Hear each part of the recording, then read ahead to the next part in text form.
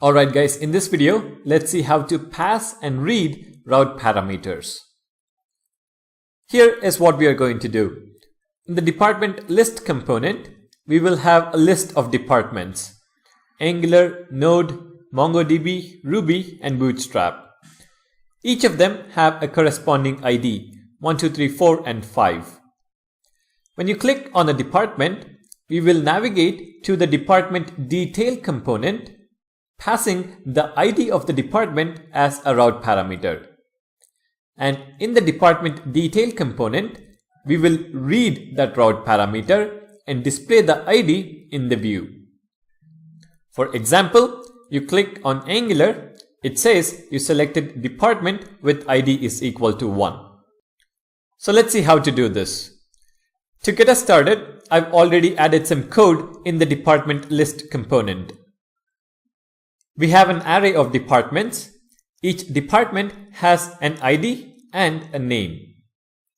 In the view, we use the ng-for directive to iterate over each department and display the ID and the name.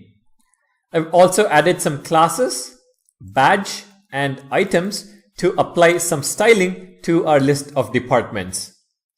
So if you run the application, this is what the list looks like. We have department list, Angular, Node, MongoDB, Ruby, and Bootstrap. Now what we need to implement is when I click on Angular, the URL should change to departments/1, and we should be presented with the department detail component view where it says you selected department with ID is equal to 1. So the first step is to generate the department detail component and configure a new route for it. Let's go back to Visual Studio Code. In the terminal, run the command ng g for generate, c for component, department-detail, -it for inline template, -is for inline style. Once the component is generated, let's add a route to navigate to this component. So in approuting.module.ts file, in the routes array, add a new object. The path is going to be departments/:id, and this :id is a placeholder for a route parameter. Since we are passing the ID of the department, I've named it :id. And the component is going to be department detail component. Make sure to import it and add it to the routing components list. Alright, so that is our first step. The next step is to navigate to this route when we click on a department. So let's see how to navigate to a route from code. In the department list component, we are going to bind to the click event on each department. So in the li tag, click and assign a method name on select. To this method, we are going to pass in the department as an argument. And let's define this onSelect method. OnSelect department, and in this method, we need to navigate to the new route. And for navigating from code, we make use of the router service. So let's first import it. Import router from Angular/router, and then we inject it. So in the constructor, private router of type router. Now we make use of the router instance. In the onSelect method, this .router, and then we call the navigate method. The argument to this method is what is known as a link parameters array, and it is all the information that Angular needs to construct the URL. We are going to pass two items to this parameters array.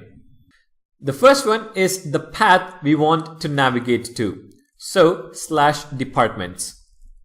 The second one is the route parameter, and this is the department ID, department.id.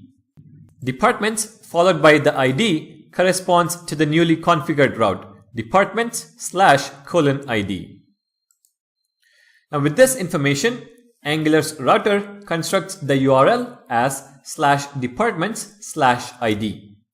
Let's save this and test it out to see if it works. npm start.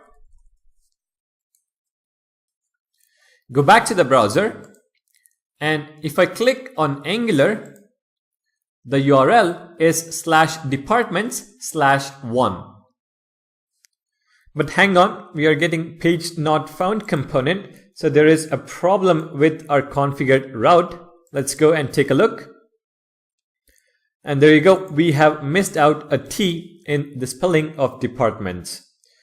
So now if we recompile our application, go back to the browser, go to 4200, click on Angular, you can see that the URL is /departments/1 and the department detail component is being displayed. If I go back to departments, click on node, it says /departments/2. So we are able to pass parameters while routing. You can see the parameter in the URL. That's half of what we wanted to implement. The second half, we want to read this parameter and display it in the view.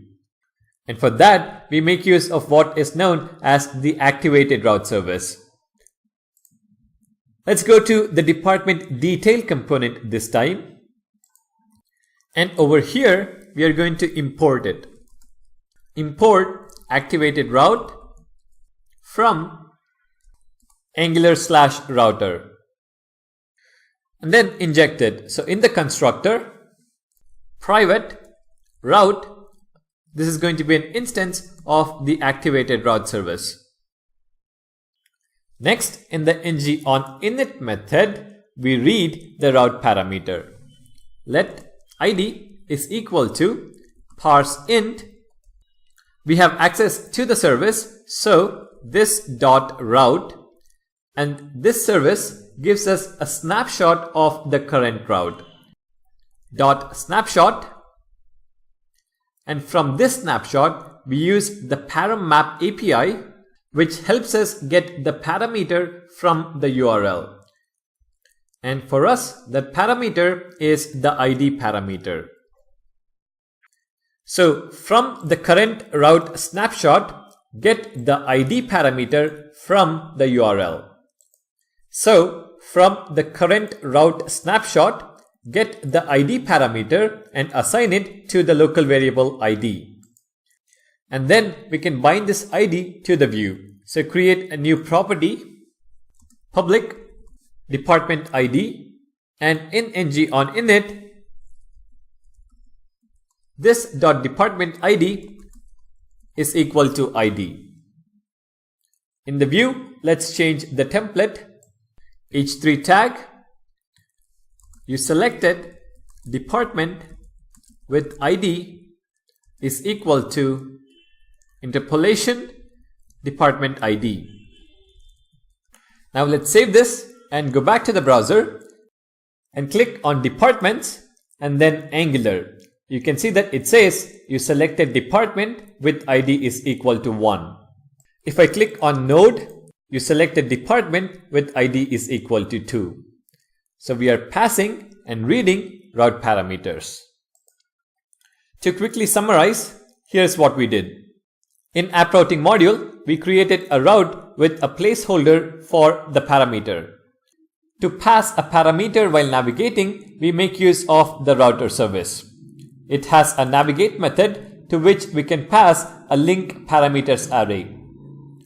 To read the parameter, we make use of the activated route service.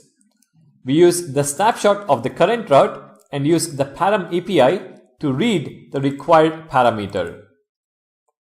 We can then bind it to our view using interpolation. Alright, so thank you guys for watching. Don't forget to subscribe, and I'll see you guys in the next video.